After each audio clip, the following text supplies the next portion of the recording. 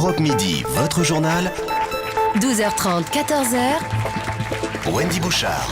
Il est 12h46, nous sommes en direct et en public en ce vendredi. C'est vous qui posez les questions à nos invités pour mieux comprendre l'info, pour mieux la partager. Alors on va parler du gaz de schiste. Est-ce qu'on peut vraiment s'en passer? Car la fracturation hydraulique, ça y est, a été définitivement abandonnée en France. Le Conseil constitutionnel a tranché en validant la loi Jacob de juillet 2011. Concrètement, ça veut dire une chose toute simple. Donc c'est impossible aujourd'hui d'explorer les gisements de gaz de schiste en France. Et ça, c'est aux grandes dames des pétroliers. On reçoit pour en parler un homme qui les représente en quelque sorte, c'est Jean-Louis Chilansky, président de l'Union française des industries pétrolières. Bonjour monsieur Chilansky. Bonjour. On a appris la nouvelle à 10h, on l'a donnée en temps et en heure sur Europe 1. Vous aviez espoir que le Conseil invalide cette loi, mais il n'en est rien. Le ministre de l'écologie, même Philippe Martin, on l'a entendu, est très content. Il se réjouit de cette interdiction générale et absolue. Quel est votre état d'esprit à midi? Vous êtes furieux, Jean-Louis Chilansky? Non, on n'est pas furieux. Vous êtes courtois alors? Non, le Conseil constitutionnel a tranché. C'est l'institution suprême de notre pays.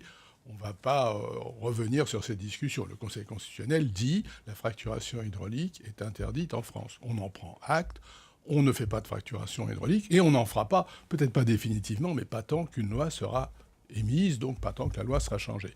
Pas de fracturation hydraulique en France, c'est bien entendu. Vous êtes très serein, ça veut dire qu'il y a un mais. Il y a un mais. Alors, je vais vous dire, le mais, c'est que dans cette loi, il n'y a pas que l'interdiction.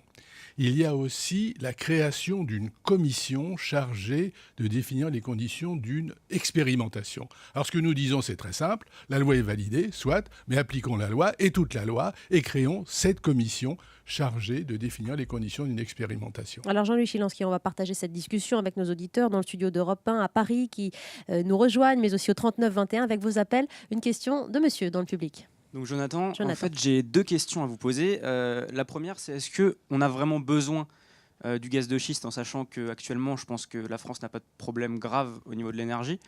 Et la deuxième, ça serait une question un petit peu polémique. Est-ce que vous avez un petit peu de remords à prôner la destruction de la nature ?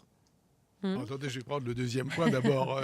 Oui. On ne prône pas du tout la destruction de la nature. Ça, c'est une caricature complètement fausse. Nous disons, nous, qu'on peut exploiter les gaz de schiste de façon propre. Ça existe, les techniques ont évolué, on peut le faire. Maintenant, quand vous dites qu'on n'a pas de problème grave au niveau de l'énergie, ça nous coûte 68 milliards d'euros par an. Et donc, c'est une somme considérable. Pour importer du gaz et du pétrole. Exactement. Donc, tout ce qu'on produira dans notre pays, c'est autant qu'on n'importera pas. C'est de la richesse qu'on gardera dans notre pays, qui permettra de créer des emplois, qui permettra de créer des revenus, plutôt que quoi? Plutôt que de payer tout cet argent à l'étranger, et notamment au Moyen-Orient. On a Pascal sur Twitter qui est aussi dubitatif que Jonathan, qui dit que ce marché, cette énergie s'essouffle aux États-Unis. Alors certes, on prend souvent en exemple ce modèle américain qui ont développé massivement cette production, 50% de la production d'énergie, jusqu'à 1,5 million d'emplois créés. Mais est-ce qu'on peut vraiment transposer l'exemple américain à la France? Non, on ne peut pas transposer l'exemple américain parce que la façon dont l'Amérique fonctionne, c'est bien entendu pas la façon dont la France ni l'Europe fonctionnent. Mais dire que ça s'essouffle, ça, c'est pas vrai. Aujourd'hui, les États-Unis sont en surproduction, c'est ça le cas. Et donc, ils restreignent leur production parce qu'ils en ont trop.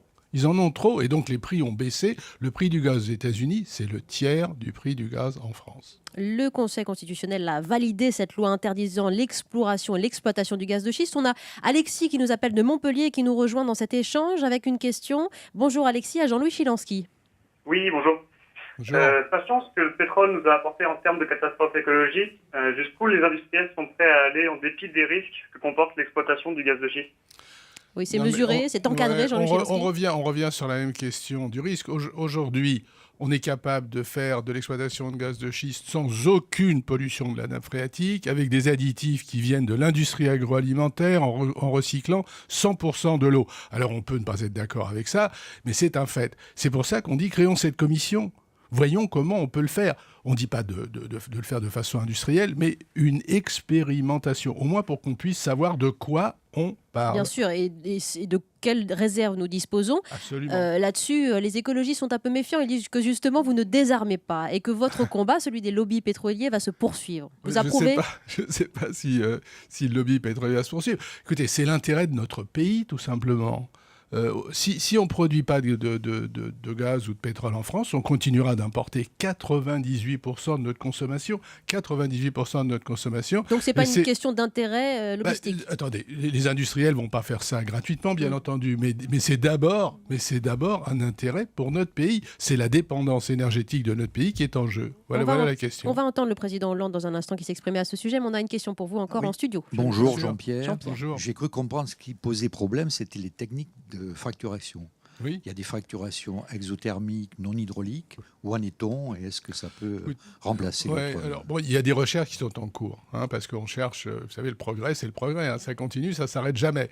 Mais aujourd'hui, pour être très clair, la technique qui est utilisée partout, c'est la fracturation hydraulique. Et ce qui se passe, c'est qu'on améliore cette technique. Je vous en ai donné quelques exemples tout à l'heure.